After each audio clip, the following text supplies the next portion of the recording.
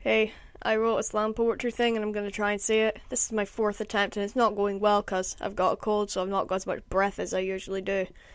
And perhaps you can tell my voice is a bit messed up because of it. But oh well, let's just go for it, see what happens. Dear best friend, you are fabulous. I know that's kind of the whole point of the best friend thing, for us to be fabulous to the point that nothing could separate us, but I still feel like I don't appreciate the whole best friend thing enough. I'm just a raindrop that just so happened to crash into you on my long-lasting journey, dragging myself down to and through the earth, but I didn't mind the interruption. I still don't. You helped hold me up so that I could stop falling and falling and falling. Fabulous.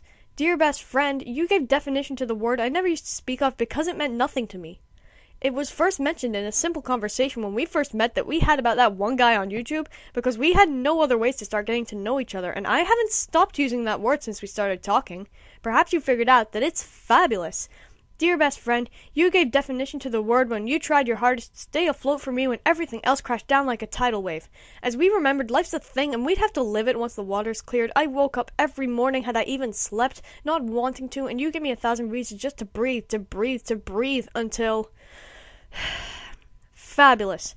Dear best friend, you're not nobody, you're somebody in a world full of somebodies. Were your words not mine, and yet you say you're not good with words, talking me more times than either of us can remember out of ending a life that's only been lived for a few over 5,500 days, aka just over 15 years. That could have been drastically reduced so that I would not be sitting here writing non-stop about just how much you mean to me, and the fact I read this over and over very late at night, trying to carve these words about you into my brain because you deserve to be an unforgotten scar. A scar that has a hell of a story behind how I got it. You told me you make up what you say as you go along. Well, keep doing it, my friend, because I tell you, it's working, my friend. It's fabulous. Dear best friend, you gave definition to the word when you made me collapse into a pile of my fallen tears with every event I spoke to you about.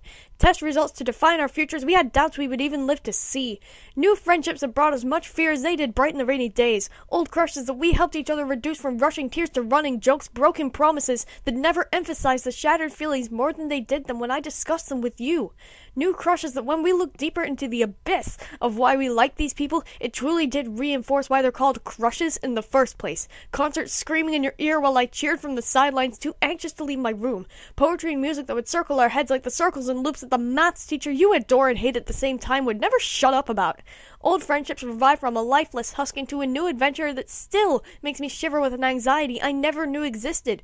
But it's okay, because the tears I mentioned earlier were of hope, of joy, of an optimism I would briefly feel crawl over my skin like a spider tapping away inside our minds, inside our minds, inside our minds.